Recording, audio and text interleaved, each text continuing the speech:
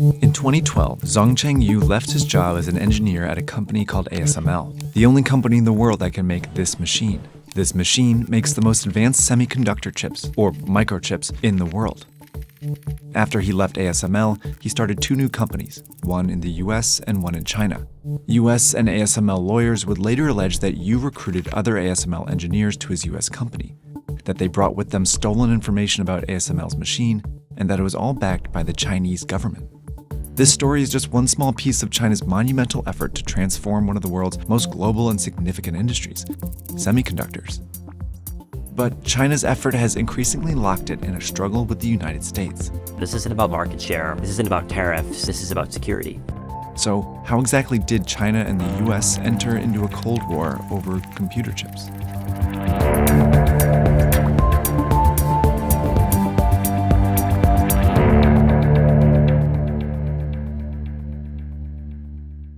This is the first semiconductor chip, invented in the 1950s by engineers in the US. It's a piece of silicon with 4 transistors on it. The more transistors, the more powerful the chip. By 1960, engineers had already made one with 4 times the transistors, and each year they figured out ways to add more. So since the early 1960s, semiconductors have improved at an exponential rate. This is Chris Miller, author of Chip War. The founder of Intel, Gordon Moore, predicted in 1965 that the computing power produced by a single chip would double every year or so, and that rate has held true roughly up to the present. The first companies dedicated to making chips were in the US, where they really just had one main customer, the US government. The first use cases were actually in guidance computers that were in NASA spacecraft as well as in missile system. The complex guidance equipment, the system's electronic brain.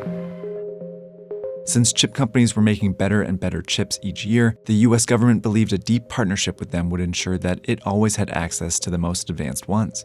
The US government has believed that computing has been a core determinant of nations' power on the world stage. You think about the ways that computing has been used to crack codes in World War II or to track Soviet submarines during the Cold War. I think that judgment is correct.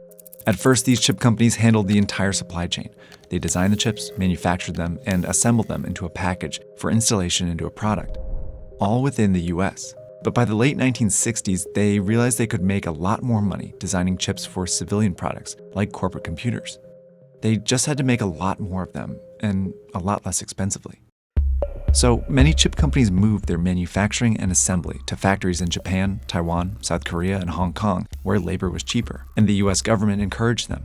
All these countries were US allies or partners, and this was a way to support their economies and deepen ties. At the same time, it banned these chip companies from sharing technology with its rivals, the Soviet Union and China.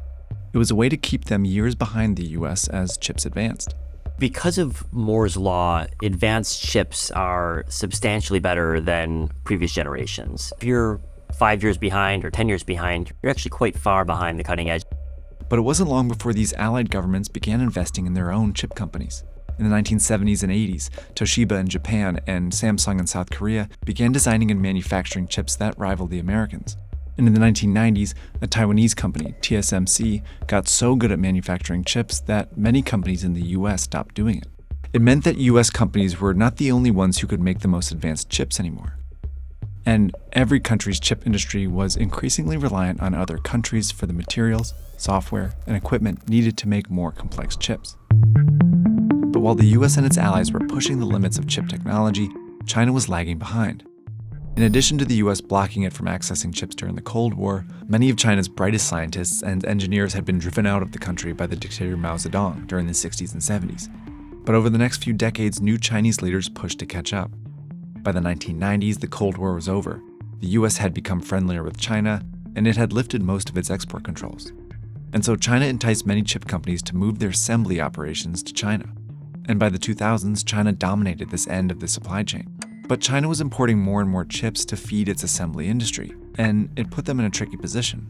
The Chinese government had studied the tech supply chain, and they realized the entire Chinese tech ecosystem relied on a foundation of imported silicon from China's geopolitical adversaries, from the United States, from Japan, from Taiwan, and China's leaders concluded, quite understandably, that this was a risk they were unwilling to continue to take. So the Chinese government poured money into its own chip design and manufacturing companies.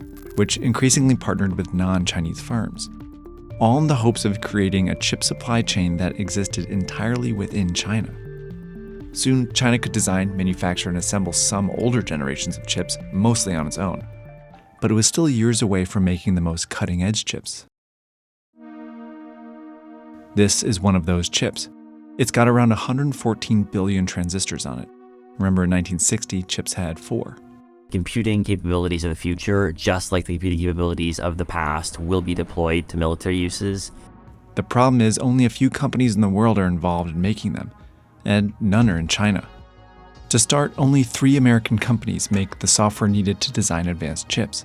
Then, turning those designs into real chips requires a machine that's only made by one company, ASML.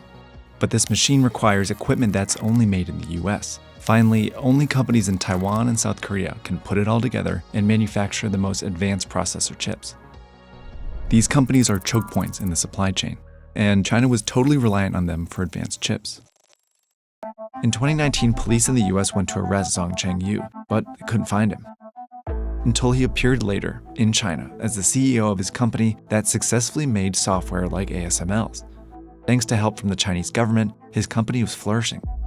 And his story was just one of several instances of IP theft in the chip industry. The Chinese government has been, at the very least, passively supportive, but in some cases actively supportive of IP theft, because the Chinese government realizes that its companies are in a position of relative weakness. In order to eventually decrease its reliance on this foreign supply chain, China was identifying choke points like ASML and copying them.